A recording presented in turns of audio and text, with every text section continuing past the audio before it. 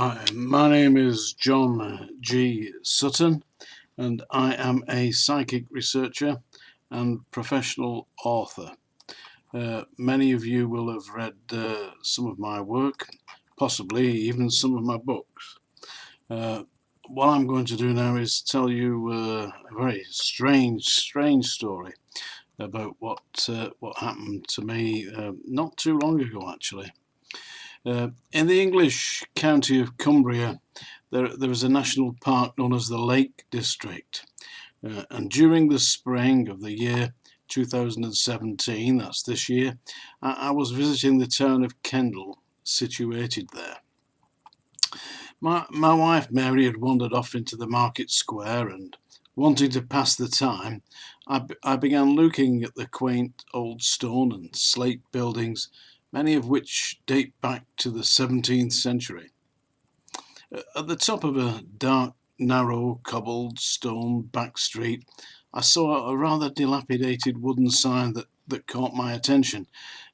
In faded dark blue lettering it read, Madame Caliostro's Curiosity Shop.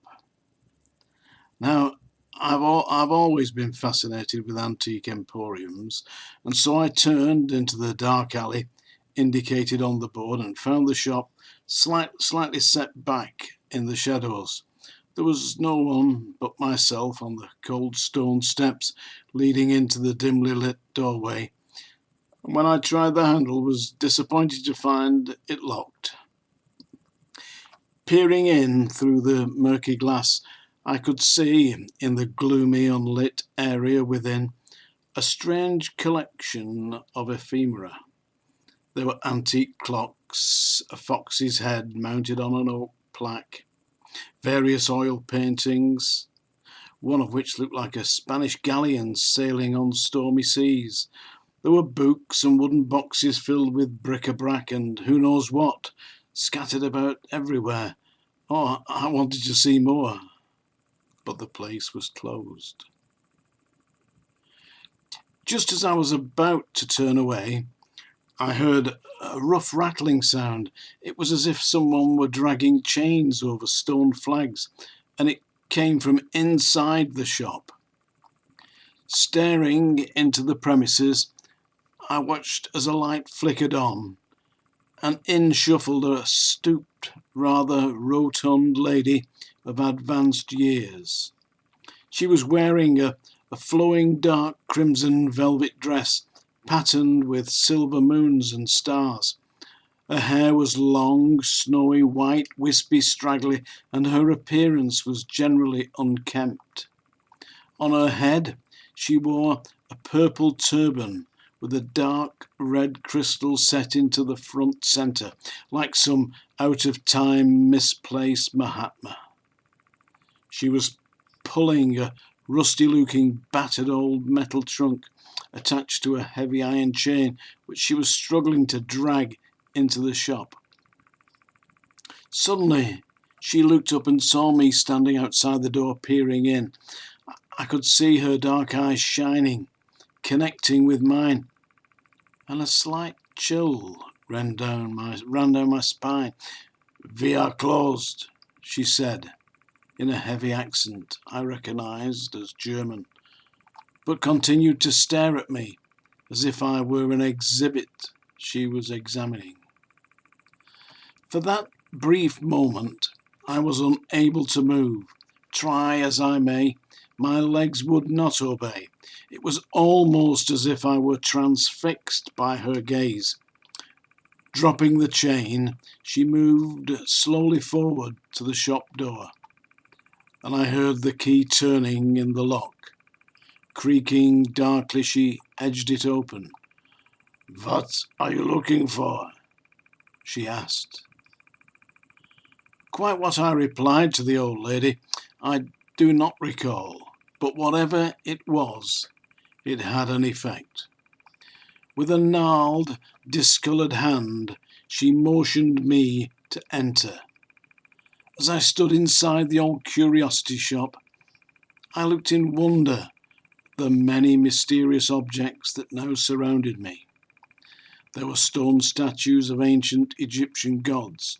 I recognised Isis and Bast, the cat-headed goddess from over 3,000 years ago.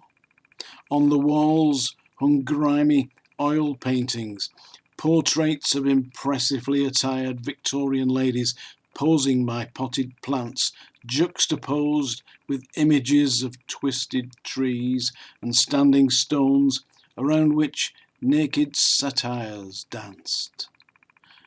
"My name is Caliogstro," she intoned, pointing with a sweep of her arthritic fingers to the many weird things she had on display. "You will ask me if you want to buy.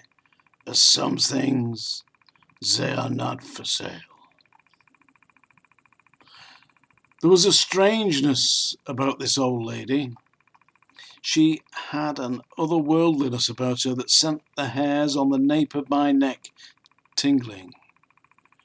But I was intrigued by this mysterious curiosity shop, and soon found myself searching in the untidy cobwebbed corners for that certain obscure item that would look absolutely right on my office desk at home. Quite what I was looking for, I could not say. Maybe a stuffed owl, perhaps the curled horns of a ram, an antique quartz crystal ball, something truly unusual. It was as I moved a rusty biscuit tin with a faded image of Westminster Bridge on its lid that I chanced to look within. The light in that corner was poor, but I could see inside the tin was a grubby-looking, dust-covered cardboard box. I lifted this out. It measured perhaps 3 inches square and was about 2 inches deep with a shabby, stained exterior. I brushed off the dust and looked closer. There, on the top of the lid, I saw a series of what I recognized as Mandarin Chinese characters. I was examining this box when I felt the old lady looking at me. You know that feeling you get, as if you were being watched. "What it says," she rasped, shuffling closer to me. "Be careful what you wish for." Somewhat confused, I paused momentarily and looked at the Chinese writing, wondering what was inside this definitely curious little box. "May I open it?" I asked, and Madame Caliogstro smiled a terrible smile. Her teeth were partly missing. Those that remained were stained a dark brown and black.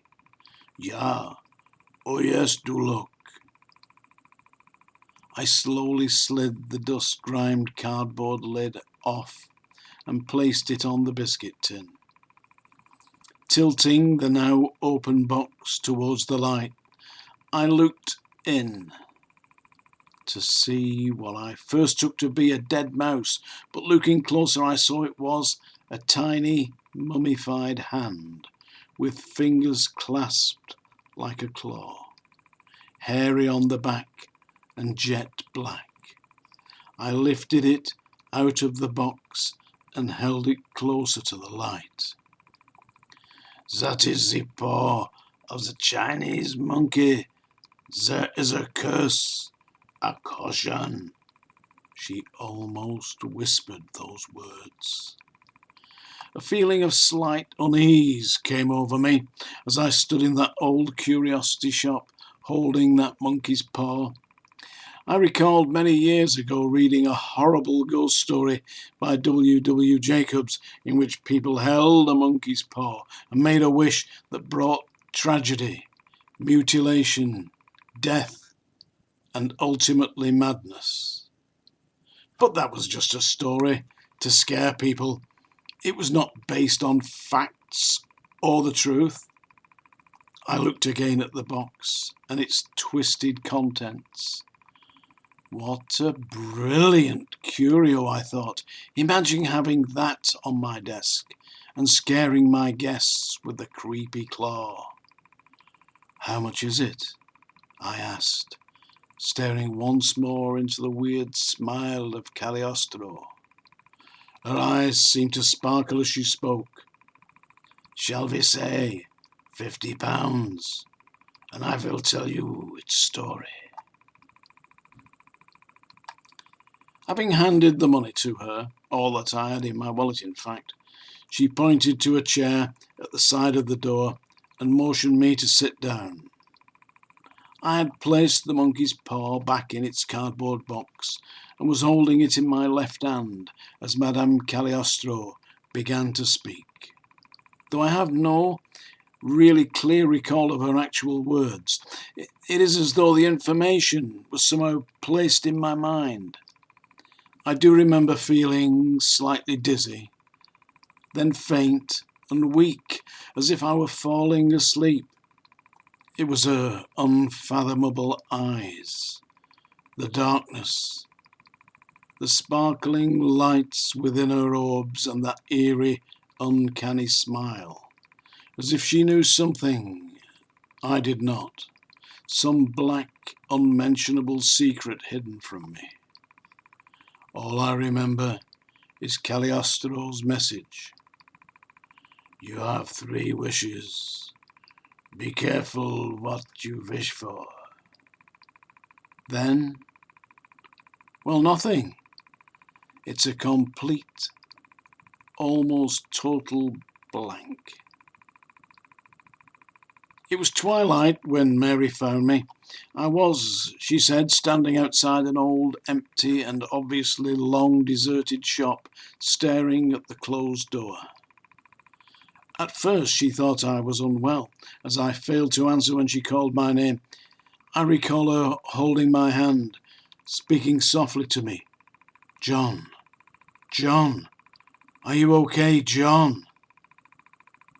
Slowly I surfaced, as though awakening from a deeply disturbing dream. As we sat in our hotel room in Kendal later that night, I remember wondering what on earth had happened to me.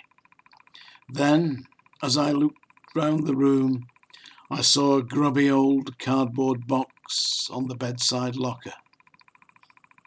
The memories came back as I picked it up and noted on the shabby lid a series of what I recognised as Mandarin Chinese characters. Some months have passed since that strange, unsettling incident, and today the dusty old box is on my office desk. It sits next to my antique 1930s telephone, a curious object of interest. Let me show you.